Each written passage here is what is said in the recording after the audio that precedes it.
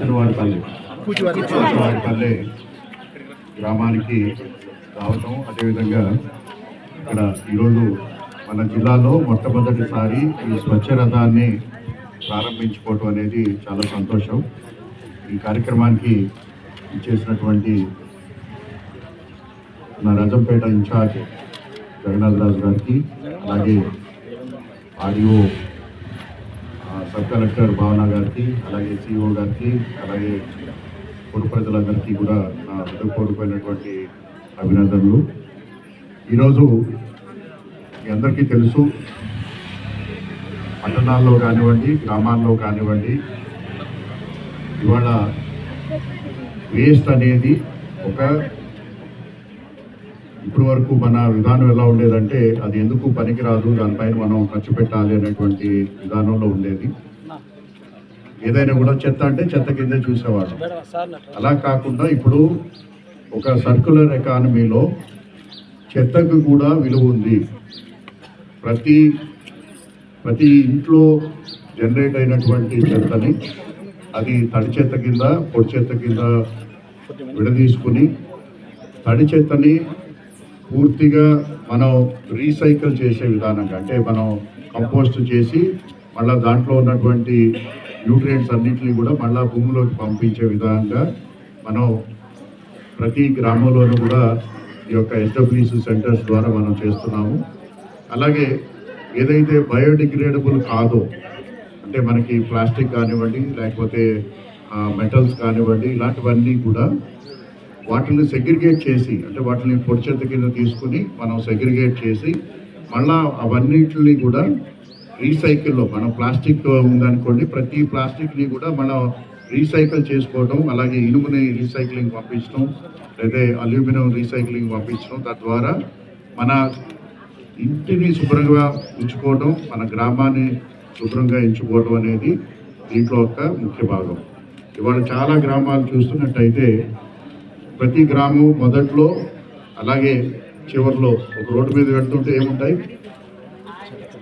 Welcome బోర్డులు కొన్ని చోట్ల ఉంటాయి. ప్రతి గ్రామంలోనూ కూడా వెల్కమ్ చెప్పేది మనకి చెత్త కుప్పలు. ప్రతి రోడ్లోనూ కూడా మనం వెళ్ళేటప్పుడు గ్రామానికి ముందు ఒక చెత్త కుప్ప ఉంటుంది, గ్రామం తర్వాత ఒక చెత్త కుప్ప ఉంటుంది.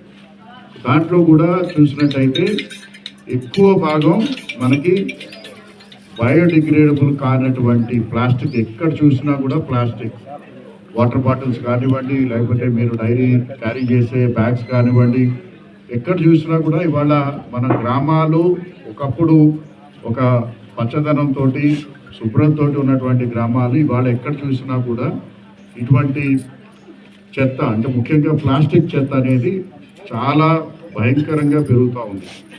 సో దీన్ని అరికట్టాలి, దీన్ని ఉపయోగించాలి అనేటువంటి ఉద్దేశంతో ప్రజలకి అవగాహన కల్పించడంతో పాటు వారి దగ్గర తీసుకున్నటువంటి చెత్తకి కూడా ఎంతో కొంత విలువ ఉంది, వస్తుడికి మళ్ళా ఇవ్వాలన్నటువంటి ఉద్దేశంతో ఈ యొక్క స్వచ్ఛరథ కాన్సెప్ట్ని ప్రభుత్వం ప్రవేశపెట్టడం జరిగింది. దీంట్లో ముఖ్యంగా ఏంటంటే మీరు ఏదైతే ఇంట్లో మీరు సెగ్రిగేట్ చేసి ఒక చిన్న డబ్బాలో కానీ సంచిలో కానీ ఇటువంటి ప్లాస్టిక్ ఏదైతే ఉందో దాచిపెట్టినట్టయితే మీరు వారానికో 10 రోజులకో ఈ స్వచ్ఛరథం మీ వీధిలోకి వచ్చినప్పుడు అది వాళ్ళకి అందజేస్తే దాన్ని వే చేసుకుని దానికి ఒక విలువ ఉంది. ఎంత అంటే ఇందాక సిఓ గారు చెప్పారు, 1 కేజీ ప్లాస్టిక్ బాటిల్స్ ఉన్నట్టయితే దానికి విలువ 20 రూపాయలు.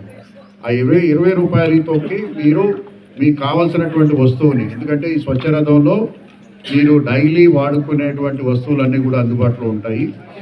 మీకు కావాల్సినటువంటి వస్తువుని మీరు ఇచ్చినటువంటి చెత్తకి మనం తీసుకోవచ్చు. ఇది మీరందరూ కూడా పూర్వకాలంలో ప్రతి గ్రామంలో కూడా ఉండేది. ఏది మనం ప్రతి వాళ్ళు కూడా సైకిల్ మీద లేకపోతే రిక్షా మీద వచ్చి ఏదైనా ఇనుపు ముక్కు ఇచ్చినట్టయితే ఒక చక్కగా ఉల్లిపాయ కానీ లేకపోతే ఇవి కానీ ఇచ్చేవాళ్ళు. అయితే మీరు ఇచ్చేదానికి వాళ్ళు ఇచ్చేదానికి ఏది సంబంధం ఉండేది కాదు. సో మీ దగ్గర ఒకటి ఇస్తే పక్క ఇంట్లో ఇంకోటి, ఇంకో పక్క వీధిలో ఇంకోటి ఇచ్చేవాళ్ళు. అలా కాకుండా దీనికి ఒక ట్రాన్స్పరెన్సీని తీసుకుని వచ్చి, అలాగే ఈ కలెక్ట్ చేసినటువంటి పొడి చెత్తను కూడా సైంటిఫిక్గా డిస్పోజ్ అయ్యేటట్టు మనం మానిటర్ చేస్తాం కాబట్టి సేఫ్ డిస్పోజల్. సో దీనివల్ల ఒకటి పర్యావరణానికి మనం పూర్తిగా మనం న్యాయం చేయడమే కాకుండా ఒక సస్టైనబిలిటీని తీసుకురావడమే కాకుండా గ్రామాల్ని ముఖ్యంగా ప్రతి ఇంటిని కూడా ఎలాగైతే తడి చెత్తని మనం ప్రతిరోజు మనం తీసుకువెళ్ళి ఉన్నటువంటి ప్లాస్టిక్ని ఈ రీసైక్లింగ్ విధానం ద్వారా, అదేవిధంగా దాని ద్వారా కూడా ఎంతో కొంత ఒక చిన్న 20 రూపాయలు అంటే 1 కేజీ ఉల్లిపాయలు వస్తాయి. ఇంట్లో ఉన్న వాళ్ళకి 3-4 రోజులు సరిపడా ఉల్లిపాయలు వస్తాయి. ఒక నెల రోజులు వచ్చినటువంటి చెత్త ఒక 2-3 రోజులు కావాల్సినటువంటి ఉల్లిపాయలకి అది రూపాయన అక్కడ వస్తుంది. కాబట్టి ముఖ్యంగా గృహిణులకి ఇది బాగా ఉపయోగపడతాయి.